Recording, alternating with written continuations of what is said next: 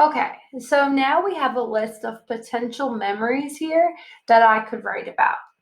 When I thought about what I remembered most from my childhood, I thought a lot about my friends and I thought a lot about getting in trouble.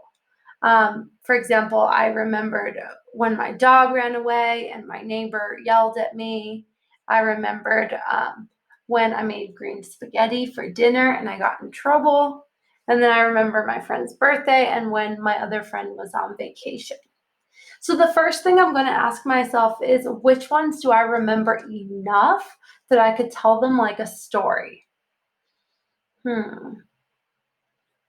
I remember making the green spaghetti and that I got in trouble, but I don't know if I remember enough details about when that happened that I could tell it like a story.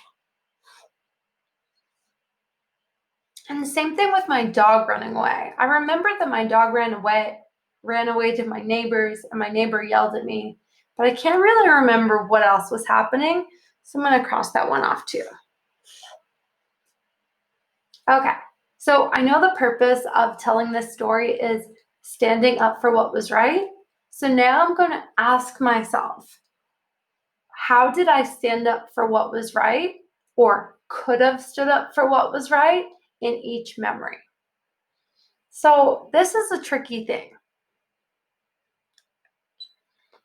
I know that during my friend Alana's birthday, that everyone laughed because she put her bathing suit on backwards when she went in to go change. And I still sort of cringe when I think about that because I think I might have laughed along too, when I probably should have stood up for what was right. And then I remember when my friend Elisa was on vacation and I was hanging out with her friends instead.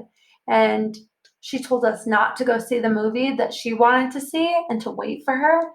But I was talked into going to see it anyway.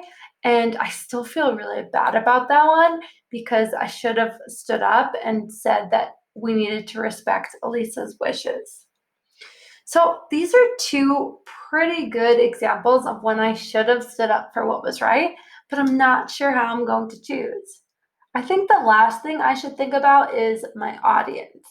I should consider what story will be most appealing to my audience. After all, I want them to learn from me when to stand up for what is right. So now I'm going to ask myself, who is my audience? I think my audience is students. It's you all. So I want to tell this story in a way that helps my students relate and learn from what I went through. So now I'm asking myself, what story will have the bigger impact on them?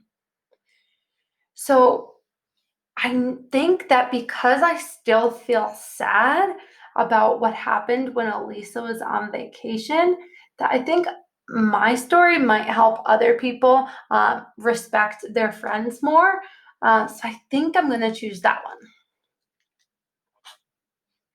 So now that I've got my memory selected, my lesson figured out, and an audience, the next thing I need to do is to brainstorm 3 to 4 events that happened in this memory, but I won't do that just